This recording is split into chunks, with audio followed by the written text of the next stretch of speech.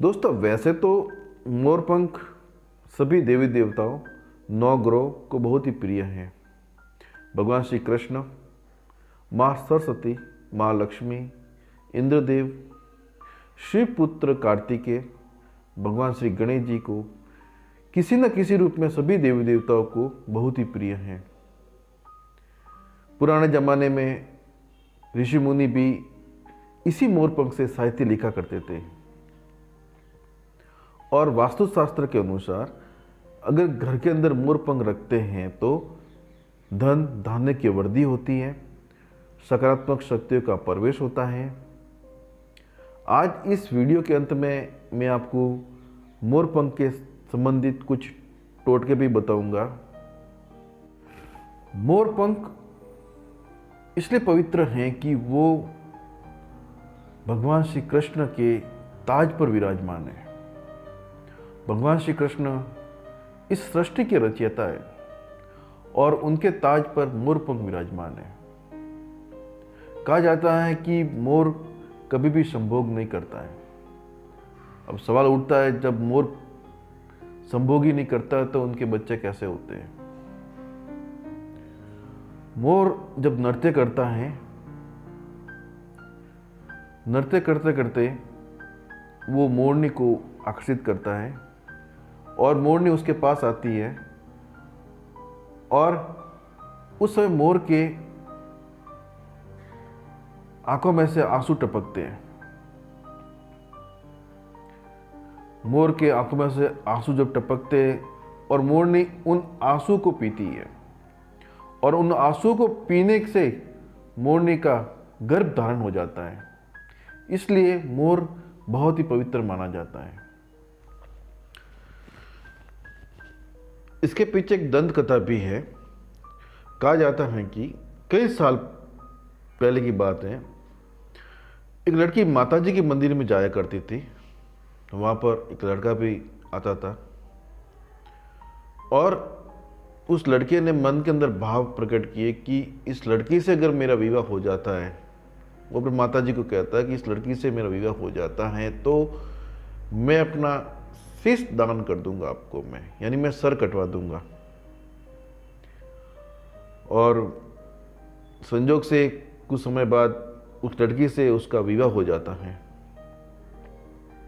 विवाह होने के बाद वो डोली लेके लड़के के साथ लड़की जाने लगती है और जैसे ही वो मंदिर आता है तो उस लड़के को बात याद आती है कि मैंने माताजी को वचन दिया हुआ है।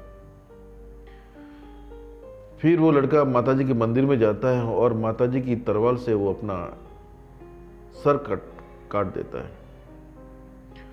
कुछ समय बाद लड़के के न आने की वजह से लड़की अपने भाई को भेजती है और लड़की का भाई उस मंदिर में जाकर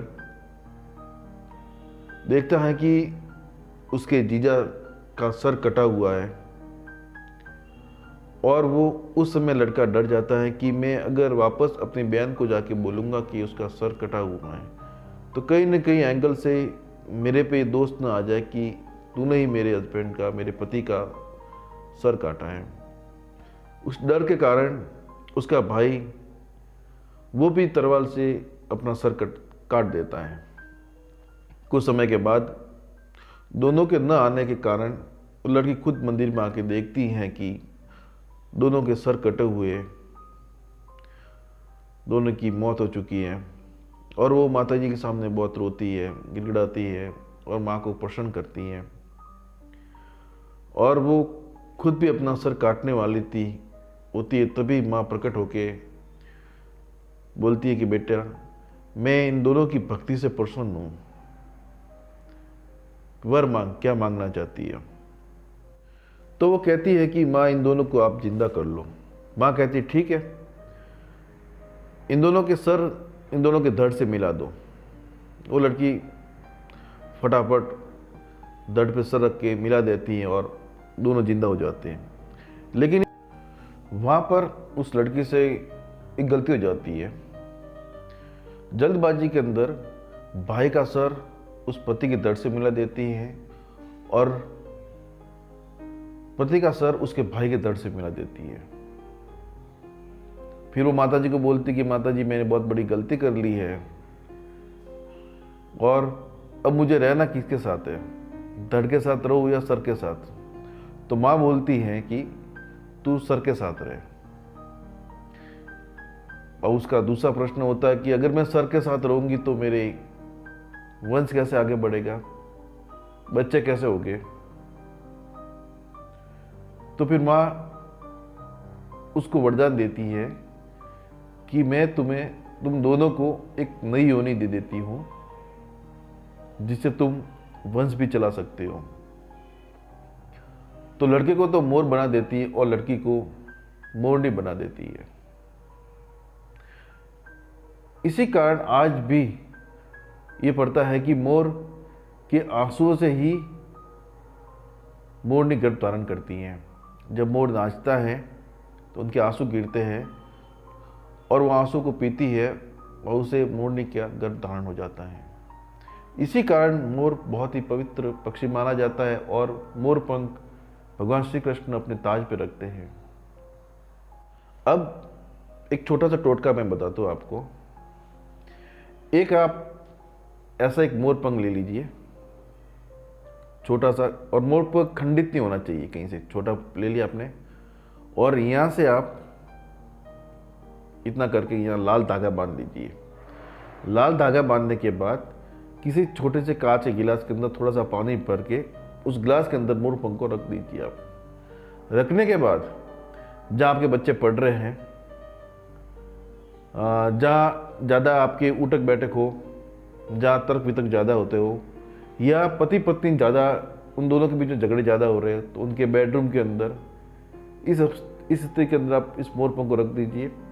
तो ये जितना हिले डुलेगा उससे घर के अंदर जो नकारात्मक शक्ति है, नकारात्मक नेगेटिव एनर्जी है, वो सब दूर चली जाएगी और पति पत्नी के जो रिलेशन के अंदर मधुरता भी आएगी और बच्चे जहाँ पढ़ते हैं वहाँ विद्या का भी आगमन होगा।